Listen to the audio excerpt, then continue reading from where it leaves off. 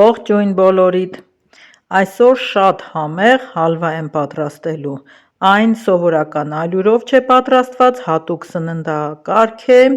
առանց գլյուտեն սննդակարգից է։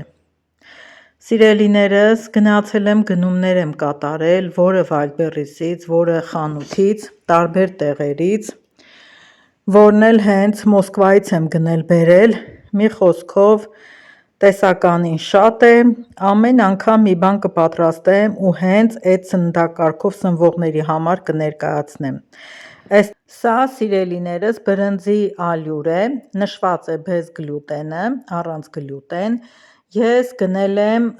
հայկական դրամով 600 դրամի չափով, բայց Մոսկվայից եմ վերցրել, այստեղ այդ գինը գոյություն չունի, նույնը եգիպտացորենի ալյուրը, գնել եմ 600 դրամով, բայց այստեղ եթե չեմ սխալվում 1200 դրամ է։ Սա կլեյկվի բրնձի ալյուրն է, պատվիրել եմ Wildberries-ից, որպեսզի մոչի ներթխեմ, ընդամենը 400 գրամ է և արժե 950 դրամ, նուշի ալյուրն է, առանց գլյուտեն, պատվիրել եմ Wildberries-ով, կես կիլոգրամ է, եթե չեմ սխալվում, գնել եմ 2000 դրամ, այդ կես կիլոգրամը։ Այստեղ այս ալյուրները, որի վրա կեքս է նկարած, գնել եմ Երևանից, մեկ հատը 1400 դրամ, Սիսեռի ալյուրները պատվիրել եմ Wildberries-ից, յուրաքանչյուրի հատը 500 դրամ զեղչով էր գալիս, բայց Ռուսաստանում, եթե պատվիրենք Հայաստան, 800 դրամ մի հատիկն է։ Մակարոնները վերցրել եմ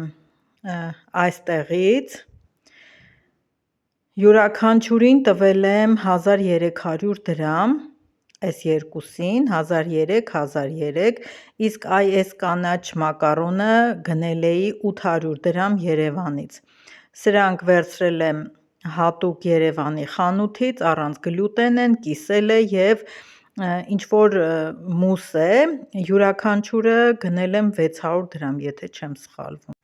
Այս ալյուրի հետ էի ուզում ծանոթացնեի, Garnets ֆիրմայի առանց գլյուտեն ալյուրն է, 5 կիլոգրամանոց պարկով, որը պատվիրել եմ Wildberries-ից և վերցրել եմ այստեղից 10500 դրամ, շատ ձեռնտու է և շատ լավ հացեր է ստացվել։ Իսկ հիմա սիրելիներս Սիսեռի ալյուրով որոշել եմ հալվա պատրաստեմ, ամբողջ տուփը օգտագործում եմ, սովորական սննդակարգում էլ կարելի է օգտագործել, բայց քանի որ գնով այն բավականին բարձր է,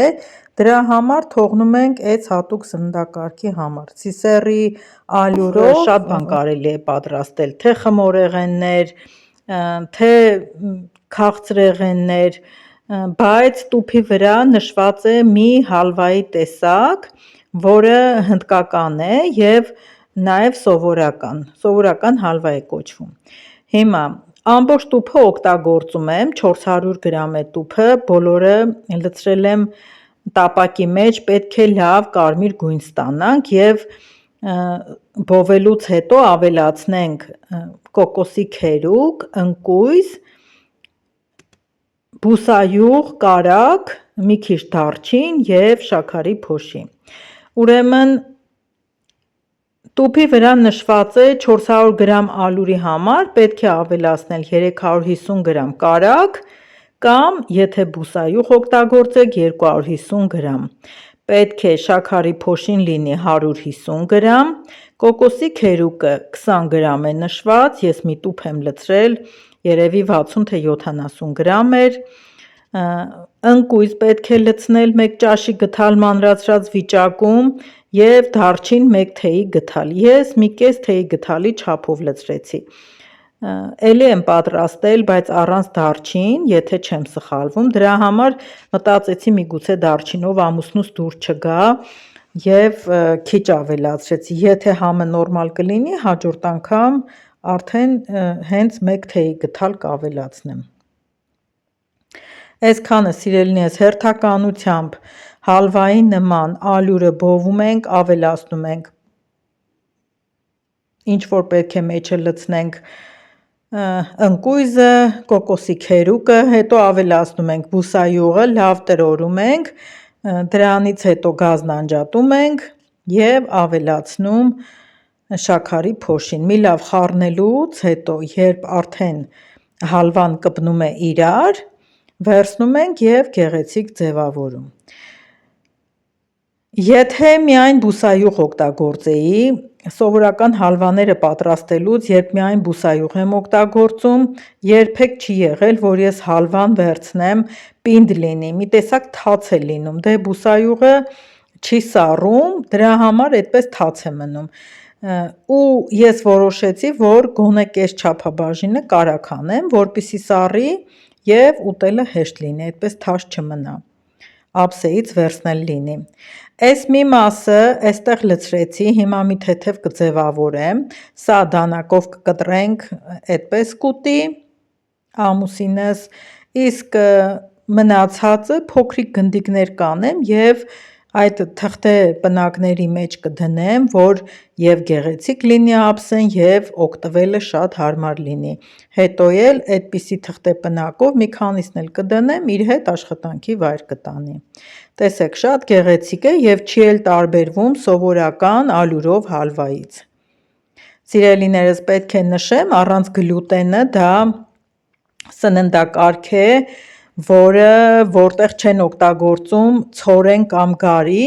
ընդհանրապես, կլինի դա գարեջուր, կլինի օղի, կլինի հացեղեն, հացաբուլկեղեն և այլն, չեն օգտագործում, որովհետև